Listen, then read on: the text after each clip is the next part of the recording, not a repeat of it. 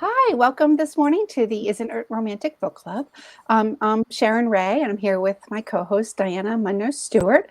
I am a romantic suspense author who writes the Deadly Force series.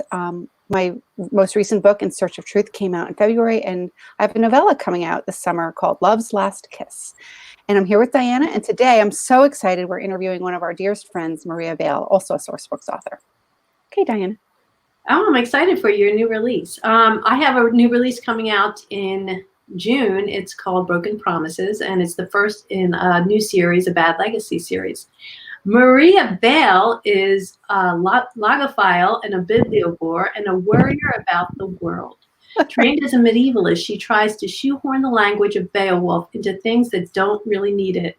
She currently lives in New York with her husband, 2 sons, and a long line of dead plants. No one will ever have a pet.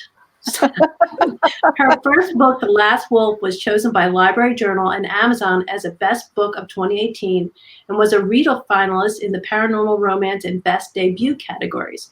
Her second book, A Wolf Apart, was chosen by Publishers Weekly as a Best Book of 2018, while Forever Wolf was chosen by Booklist as a Best Book of 2019. Wow. Welcome, Maria. Hey, glad you're here, Maria. Good to see you guys. I'm so excited. It's great to have you here. How are you holding up in quarantine land? Well, I'm in New York and I haven't left the house for 4.5 weeks. Wow. 3 times I've left the house. It's a little complicated, honestly. You know, you can't get deliveries of anything. Right. Right. I went on Whole Foods to try to get a delivery from Whole Foods, and I found out that we were being constrained to 1 banana per shopping cart. So I figure it's just easier to go out and put on my mask, put on my rubber gloves. Every store has tape that marks 6 feet. You're only allowed to have a certain number in any given store at any given time. But, you know, we hold up. And I've got my family at home, so we can take care of each other. We're trying desperately not to, you know, be on top of each other too much. Yeah, that's the tough part. I know. Yeah, exactly. And every evening at 7 o'clock, we have the changing of the shift. And it is actually a sort of wonderful moment because it's not just about giving our heartfelt thanks to the first responders and the people who are so essential, including, you know, the guys who are doing sanitation, all of these guys, women who are out there. It's also about saying, hey, we are still here. Wow. So yeah, that's fantastic. I'm like on 10 acres in the middle of nowhere. So right. Okay. I should probably do that anyway. Just go out and, you know. Right. No, oh God, okay. Desperately. I'm sitting on the floor because this is the only spot in my room that has light. I have a room called a maid's room, which is 6 feet by 10 feet. And it's very hard to imagine anybody could have lived here, but apparently they did. Someone did. And now is that where you write? Is that the room you write in? I write. Yes, this is where I write. Have you got a lot of writing done during this, or?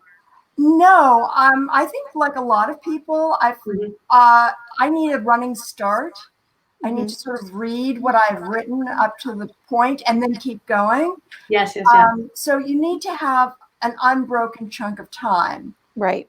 And when everybody's at home and everybody's a little hypochondriacal, you know, it's a rare 10 minutes when somebody doesn't say, my throat itches.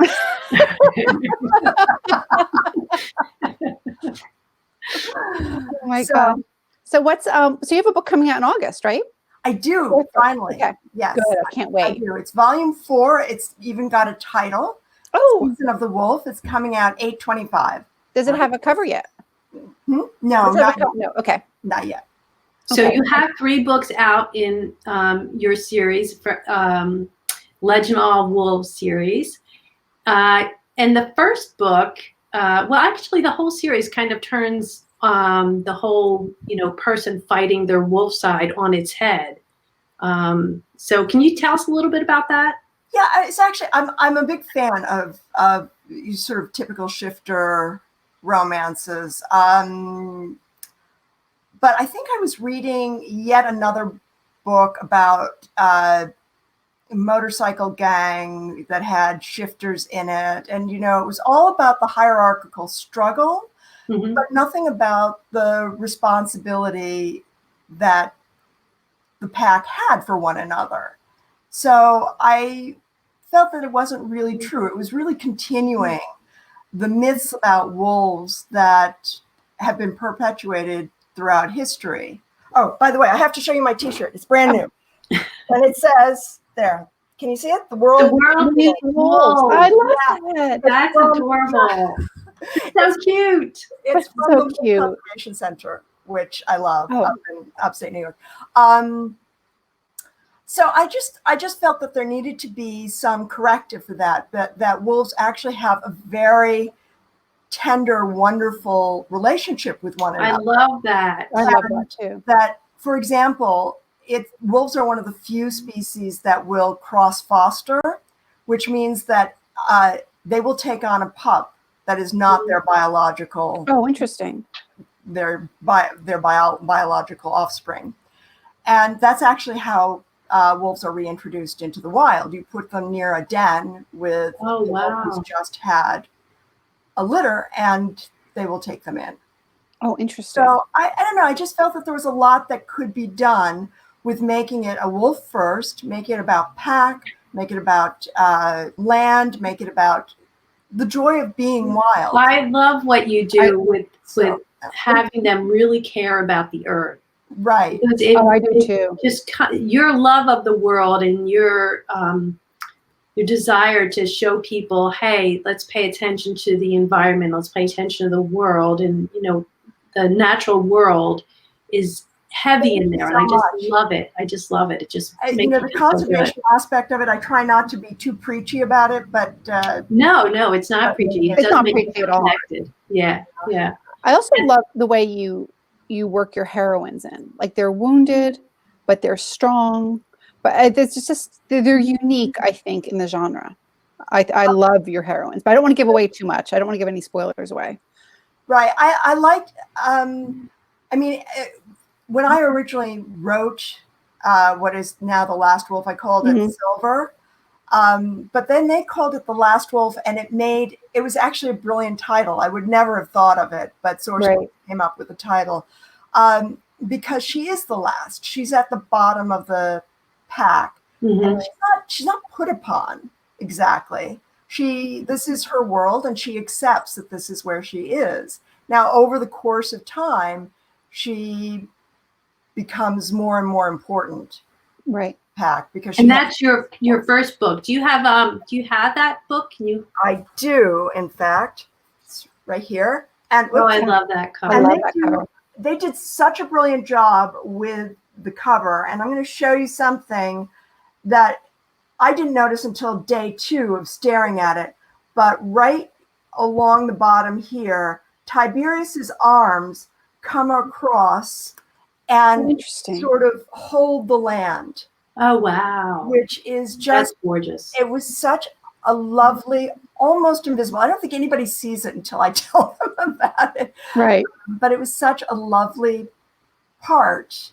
And it showed to me that they were really paying attention Excuse to me. what it was about.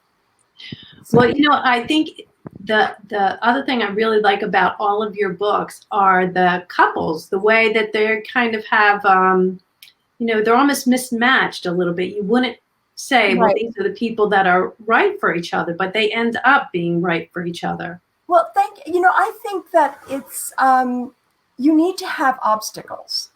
And if you have two people who are constantly on the same page, you've got no obstacles. Right. I actually sometimes have a problem with contemporary romance. I read some, but only after it's been really recommended to me by somebody I trust. Because too often I find that there is a kind of manufactured sense of an obstacle. It's like, oh, I suffered from a disappointing romance in high school. I will not tell you about it, but that's the obstacle for the entire book. And that's just not enough for me. So I like it when there is some actual problem. And probably there's no bigger problem than, well, they all have real obstacles. But in the second one, A Wolf Apart, the heroine is human. And Yes. Right. Yeah. that is just way outside of the pack comfort zone. Yeah. Right. So it's And only, the pack doesn't make it easy for her. I No. love that. it's only when she has proven herself, not only by saving Silver during what's called the lying in, because she's giving birth, and that's a very complicated process. In my imagining, the pups will sometimes turn into humans and then turn into pups, and the mother has to follow that, or else the babies will be rejected as aliens. So she does that, but she also then makes the sacrifice of putting away her gun so that she will not even defend herself at the cost of the pack. And then the alpha says she understands the nature of sacrifice. Yeah, Right. I love that. Now, do love you that have too. a favorite couple out of all of your couples so far? The three I don't books. know. We don't Do know you the guys fourth have one yet. favorite couples, or do you really kind of love them It's all? for me, it's the one I'm working on. Oh, The one I'm writing. Yeah, Not yeah. the one I'm editing, the one I'm writing. right. The one I'm editing I usually hate. I don't know. I very much like Elijah and Thea Villalobos. She's a woman who knows who she is. At her core, she knows who she is. She won't take anything from anybody, but not in a sort of snarky way. She just, when she feels She's that solid, yeah. Right. when Elijah is just being too big a jerk, she just walks out and she takes her cold pizza and she leaves. Right.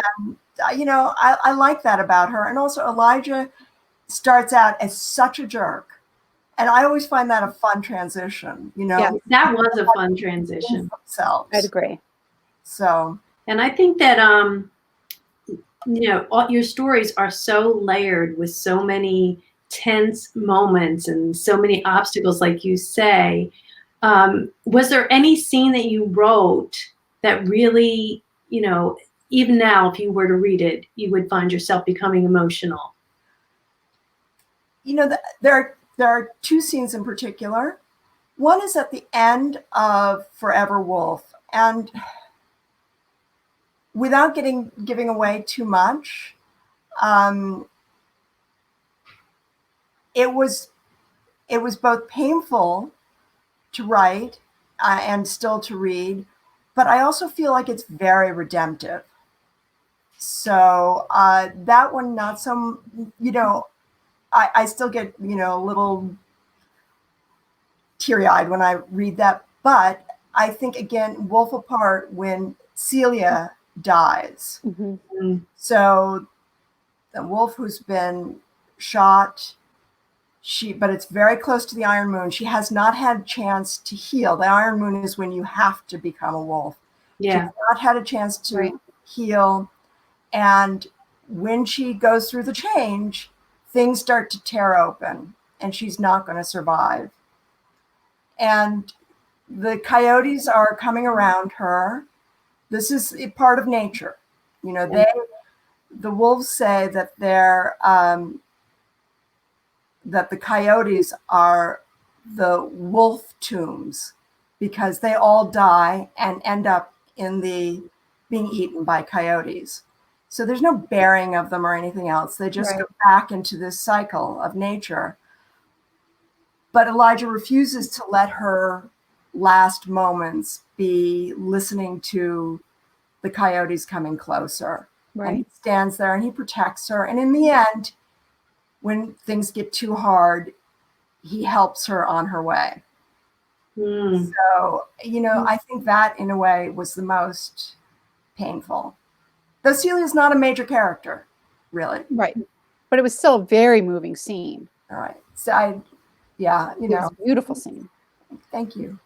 Yeah, even as you are just talking about, I get chills just remembering. Maria, how many books are going to be in the series? Do you know? At present, I have a contract for 6. Okay. Oh, wow, awesome. but I mean, I already did the 3, and I have a contract for another 3. So that Right. And the fourth is coming out in August, right? 4th is coming out in August. I'm working on the 5th right now. I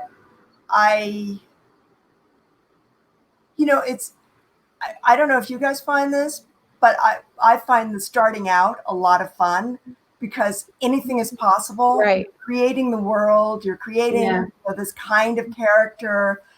And then as time goes on, you've set up certain, at least in paranormal, you've set up certain rules, you set up certain things. You have to sort of keep all of those in mind. And with each different book, you've added on a layer of complication that you then have to negotiate. Right. So I don't know. Do you guys find this? No, definitely. Yeah. I love the beginning, but I find the initial first draft very hard. Like I love the very, very beginning. Right. But the initial first draft is always for me a real struggle.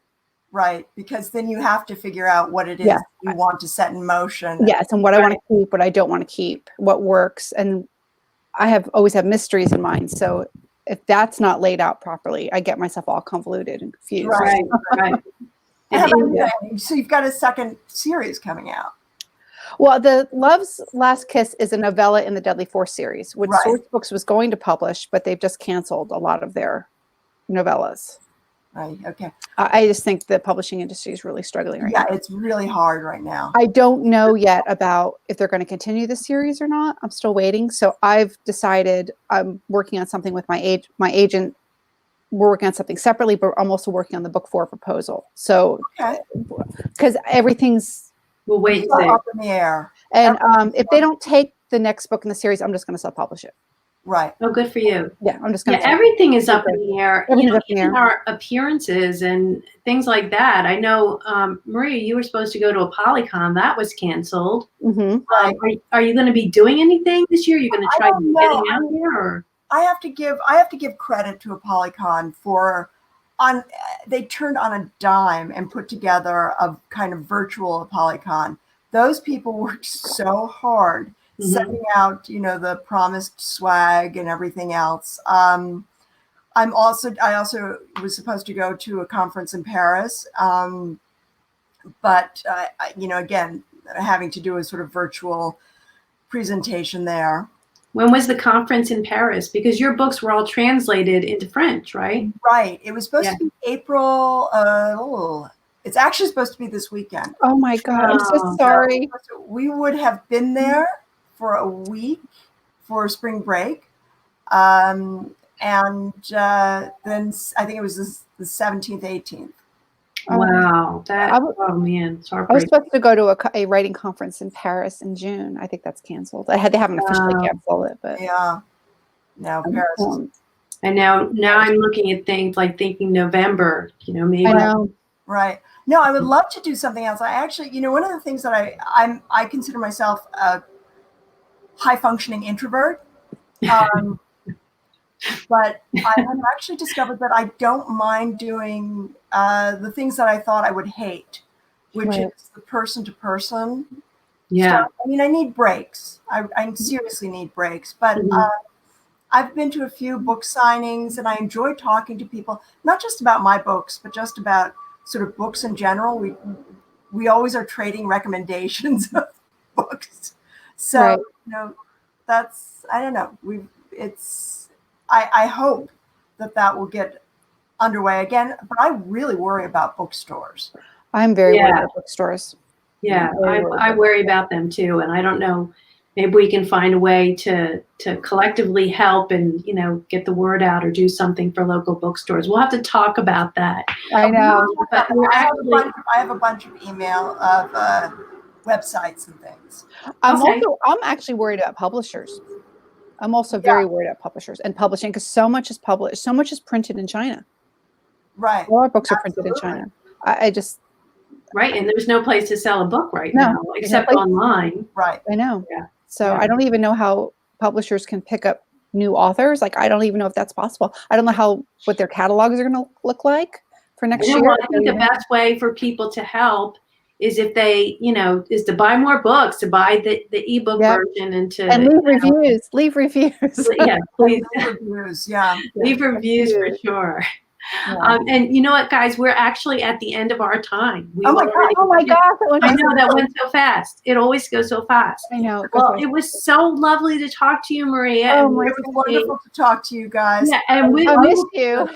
I can't believe I'm not going to see you this year. Or maybe I'll have to make a trip to New York. Maybe I'll pick up Diana. I'll drive up from Virginia, pick up Diana, and we'll go see you. Good. I'd love to. Yeah, that'd be awesome. It'll be fun. All right. Okay, Maria. It was so nice. Bye, everybody. Stay well. See you.